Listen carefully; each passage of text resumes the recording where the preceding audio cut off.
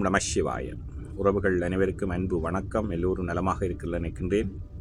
எல்லோரும் நலமாக இருக்க வேண்டும் என்று எல்லாம் வல்ல இறைவனை பிரார்த்தித்தவனாக வளமை கொண்ட ஒரு குரலை காணொலி வடிவிலே பதிவிட்டு வருகின்றேன். அந்த வகையிலே இன்றைய தினம் நாங்கள் காண்க இருக்கின்ற குரல் 1330 குரலிலே 425வது குரலாக அமைய இருக்கின்றது. நல்லொரு குரலாகவும் நல்லொரு உரையாகவும் அமைய பெற்றிருக்கின்றது. பார்ப்போமாக இருந்தால், உலகம் தழுவிய தொட்பம் மலர்தலும் கூம்பலும் இல்லா அறிவு என்பதாக அமைந்திருக்கின்றது.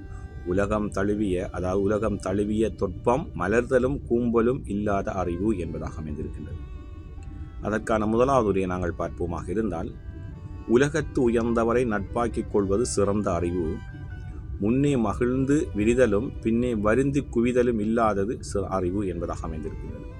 அதாவது உயர்ந்தோரை உலகத்தார் என்று சொல்வார்கள். உலகத்தார் அவர்களோடு நட்பாகிக் கொள்வது அதுதான் சிறந்தோர் அறிவாக இருக்குமாம்.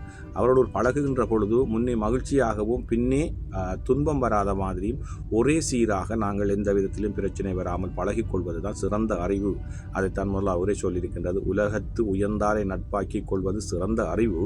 முன்னே மகிழ்ந்து விரிதலும் பின்னே வருந்தி குவிதலும் இல்லாத அறிவு என்பதாக அமைந்திருக்கின்றது.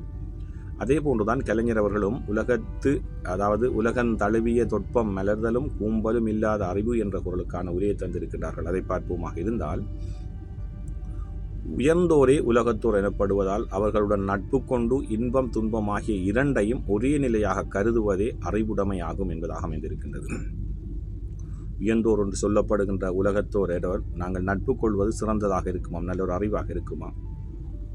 ஆனால் அவரோடு பழகுகின்ற பொழுது துன்பம் வராமலும் இன்பம் வராமலும் ஒரே சீராக நாங்கள் ஆரம்பத்திலே துன்பத்தோடு பழகி கொண்டு இறுதியிலே நாங்கள் துன்பப்படுவதைப் போல் இல்லாமல் மகிழ்ச்சியிலும் துன்பத்திலும் சமனாக ஒரே நிலையிலே பழகிக்கொள்வதுதான் சிறந்த அறிவுடைமை என்பதாக கலைஞருடைய உரை அமைந்திருக்கின்றது. அதே போன்றுதான் சாலமன் பாப்பை அவர்களும் உலகம் தழுவிய தொட்பம் மலர்தலும் கூம்பலும் இல்லாத அறிவு என்ற குரலுக்கான உரையை தந்திருக்கின்றார்கள். அதை பார்ப்போமாக இருந்தால், உலகை நட்பாக்கிக் கொள்வது அறிவு. நட்பின் ஆரம்பத்தில் பெரிதாக மகிழ்வதும் நாளடைவில் வாடுவதும் இல்லாதது எப்போது ஒரே சீராக இருப்பது அறிவு. அதாவது உலகத்தோடு நட்பாக்கிக் கொள்வதுதான் சிறந்த அறிவாம்.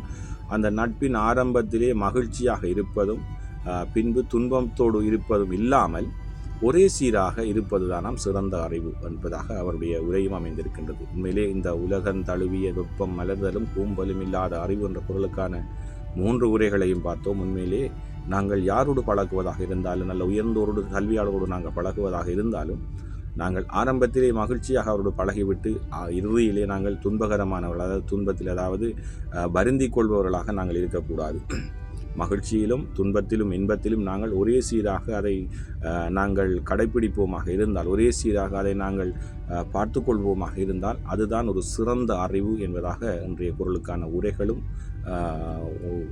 குரலும் அதைத்தான் சொல்லியிருக்கின்றது. நல்லொரு குரலாகவும் நல்லொரு உரையாகவும் அமைய பெற்றிருக்கின்றது. நாங்களும் எங்களுடைய வாழ்விலே எல்லா இன்ப துன்பங்களை நாங்கள் சரியான வழியிலே நாங்கள் அதை சீர்படுத்தி எல்லாவற்றையும் நாங்கள் ஏற்றுக்கொள்பவர்களாக நாங்கள் எங்களுடைய வாழ்க்கையிலே நாங்கள் பயணிக்க வேண்டும். நல்லொரு குரலாகவும் நல்லொரு உரையாகவும் அமைந்திருக்கின்றது. உலகம் தழுவிய தொட்பம் மலர்தலும் கூம்பலும் இல்லாத அறிவு. ஓம் நம சிவாய. நன்றி, வணக்கம். அடுத்த ஊரில் சந்திக்கலாம்.